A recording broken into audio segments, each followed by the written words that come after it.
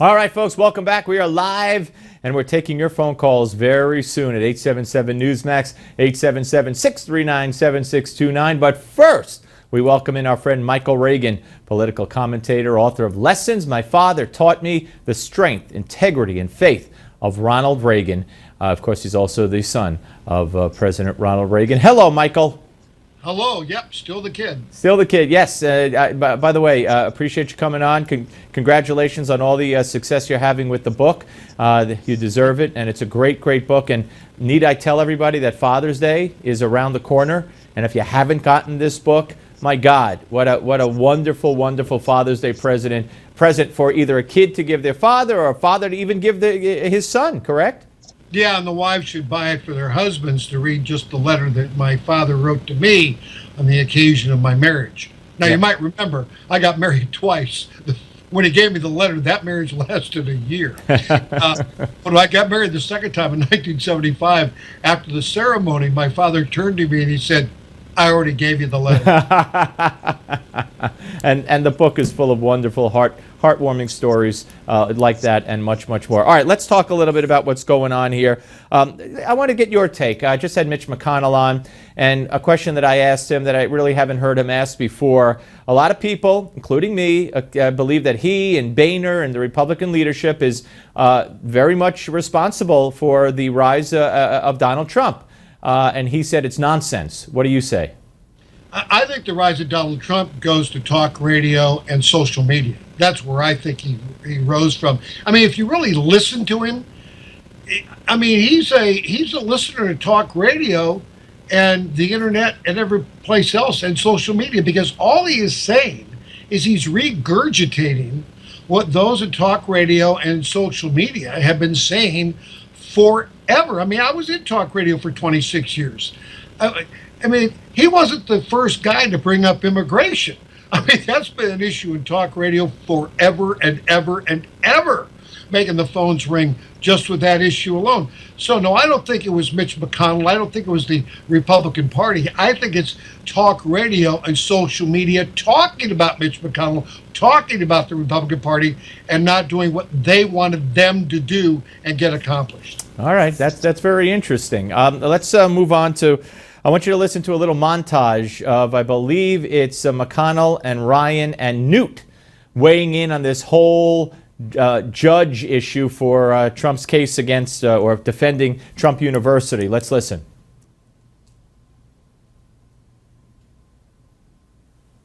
Do we have that, folks? Look, the comment about the judge the other day just was out of left field from my mind. It's reasoning I don't relate to. I completely disagree with the thinking behind that. This is one of the worst mistakes Trump has made, and I think it's inexcusable. This judge was born in Indiana. He is an American, period. When you come to America, you get to become an American. He has essentially said he cannot be impartial because he's Hispanic. Is that not a racist statement? No, I couldn't disagree more with a statement like that. Is it a racist statement? I couldn't disagree more with what he had to say. And that went on and on, back and forth, back and forth. Now, interestingly enough, Alberto Gonzales, former Attorney General of the United States under George W. Bush, wrote in the Washington Post today defending, to an extent, Donald Trump, and said he does have reason to be concerned if he feels he's not being treated fairly, and brought up the law firm that's representing the plaintiffs in this case, the connection to Hillary, the lawyer, the La Raza Lawyers Association, a bunch of things. What's your take on it all? My take is he took Hillary off the front pages, which is the dumbest thing you can do in a presidential election or any election, is take Hillary off the front pages. Now, I know Donald Trump loves to be on the front pages, but I think this time he really stubbed his toe. And I think he offended a whole lot of people out there, Democrats, Republicans. I will tell you this, I'm not voting for him tomorrow in the California primary. I'm going to find another place to put my vote. I may even write in Ronald Reagan, if you will, because I'm offended by what he said. I have an Hispanic daughter-in-law. I have a half Hispanic baby, grandchild was born, 5 months old, little Marilyn Page, and what have you. You know, this man offends people. That's how he goes from point A to point B. And if he doesn't learn to stop offending people, I won't vote for him in the general election. All right. Very, very interesting. Let's get to the phones and see what the folks out there have to say. You get a chance to talk to Michael Reagan, everyone. 877-Newsmax, 877-639-7629. And first up, we go to Tom from Mifflin County, Pennsylvania. Hi, Tom. Hello, Mike. Steve, how are you doing? Good. How are you? I've been called a lot worse than Mike. Don't worry about it. What's going on? Mike is right there, though. Go ahead. Hey, Mike, I'm looking at your dad now on the photograph I have across the room. He was a great guy. He had his own style, and the country was great. Trump has his own style, too. And I wish people would stop criticizing him because he's going to be a great president when he is elected. I hope he does everything he continues to do. Thanks he brings this on himself. He brings it on himself is what he does. He had, and that's exactly what he's done in this case. And you can't play this game in international politics. You can't go to the G7, the G20, and play the same game that he might be playing with the 17 people he ran against or 16 he ran against in the primary. Yes, Ronald Reagan had his own way, but it was not a demeaning way. It was not a put-down way. It was not a name-calling way. And I will tell you this, my father would not vote for Donald Trump in tomorrow's primary in California, and may even say, I didn't leave the party left me. All right, let's thank you very much for the call, Tom. We appreciate it. And let's go next to Mark from Hot House, North Carolina. Hello, Mark. I'll ask you how the weather is, but I'm afraid you'd have to say it's a hot house. I'm only kidding. You probably heard that a million times. You be good now, Steve. Actually, the weather here is very good, and I'm definitely a Trump fan.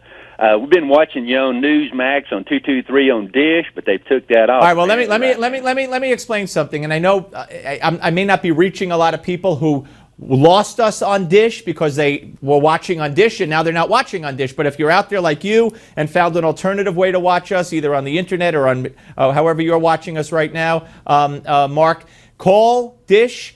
We do not get paid to be on Dish. We were benefiting Dish financially, okay? So when they say that, we're being greedy or whatever, we weren't getting money from Dish. It was the other way around. So call Dish and say, hey, what gives? We want Newsmax back. And that goes for everybody out there, okay?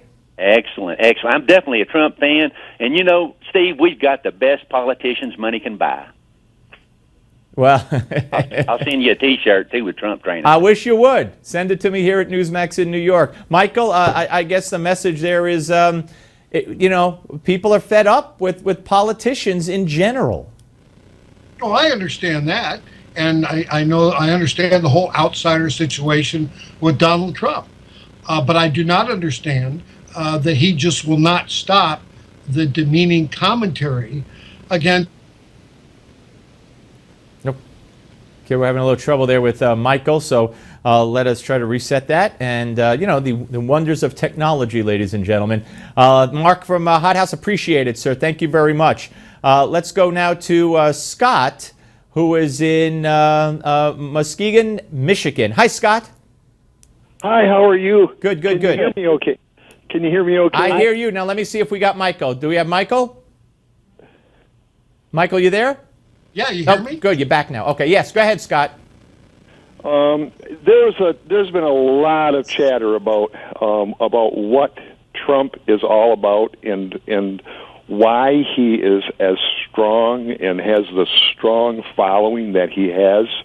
And I've been a Republican my whole life, and a lot of things happened during the Bush administration and through those years that really embarrassed us, a lot of us Republican voters that put him into office, and a lot of us are responsible for putting Obama into office, and as a response to what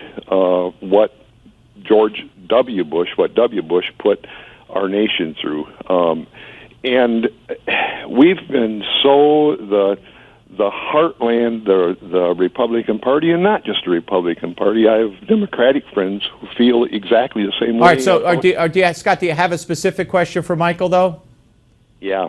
don't you think, Michael? Don't you think that the very basis for the strength of Trump is the fact that there are so many disenfranchised people? All right, let him take it from there, Scott, because we're running out of time. We got 20 seconds, Michael. I think the strength of Trump comes 100% from social media and talk radio, which there's about 16 million people involved in that.